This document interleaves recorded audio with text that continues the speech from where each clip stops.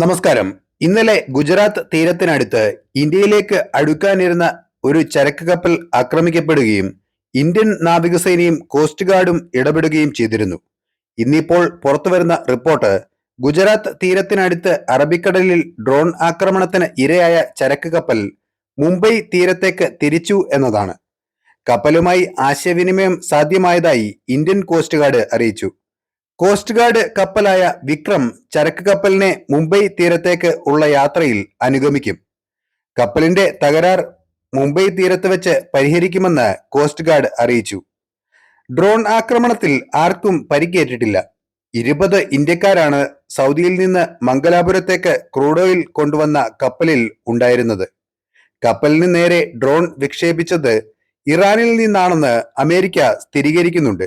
കപ്പൽ ജാപ്പനീസ് ഉടമസ്ഥതയിലുള്ളതാണെന്നും സ്ഥിരീകരിച്ചു. കപ്പലുമായി ആശയവിനിമയം തുടരുന്നുവെന്ന് പെന്റഗൺ അറിയിച്ചിട്ടുണ്ട്. ആക്രമണം നേരിട്ട കപ്പൽ ഇന്ത്യൻ കോസ്റ്റ് ഗാർഡ് കപ്പലിനൊപ്പം സഞ്ചരിക്കുന്നതായി തീര സംരക്ഷണ സേന അറിയിച്ചു. കപ്പൽ തിങ്കളാഴ്ച മുംബൈയിലെത്തുമെന്നും കോസ്റ്റ് ഗാർഡ് വ്യക്തമാക്കി. ആക്രമണത്തെ തുടർന്ന് കപ്പലിൽ പടർന്ന തീ പെട്ടെന്ന് അണയ്ക്കാൻ സാധിച്ചതാണ് വൻ ദുരന്തം ഒഴിവാകാൻ കാരണം. MV ചെം പ്ലൂട്ടോ എന്ന കപ്പലിന് നേരെയാണ് ആക്രമണം ഉണ്ടായത്.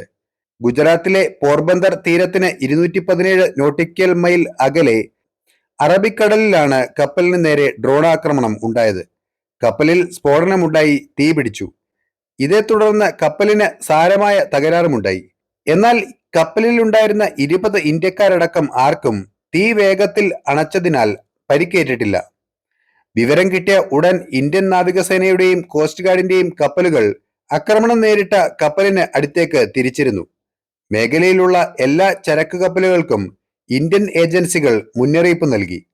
ആക്രമണത്തിന്റെ ഉത്തരവാദിത്തം ആരും ഏറ്റെടുത്തിട്ടില്ല. കഴിഞ്ഞ മാസം ഇസ്രയേലിന്റെ ചരക്ക് കപ്പലിന് നേരെ ഇന്ത്യൻ മഹാസമുദ്രത്തിൽ ഡ്രോൺ ആക്രമണം നടന്നിരുന്നു. ഇറാന്റെ പിന്തുണയുള്ള ഹൂതി വിമതരുടെ ആക്രമണം പതിവായതോടെ പല കമ്പനികളും ചെങ്കടൽ വഴിയുള്ള ചരക്കു നീക്കം നിർത്തിവെച്ചിരിക്കുകയാണ്. ഇസ്രയേൽ ഗാസയിൽ നടത്തുന്ന ആക്രമണം നിർത്താതെ കപ്പലുകൾക്ക് നേരെയുള്ള ആക്രമണം അവസാനിപ്പിക്കില്ല എന്നാണ് ഹൂതികളുടെ വാദം. ഹൂതികളുടെ ഈ വെല്ലുവിളിക്ക് പിന്നാലെയാണ് അറബിക്കടലിലും ആക്രമണം ഉണ്ടായിരിക്കുന്നത്.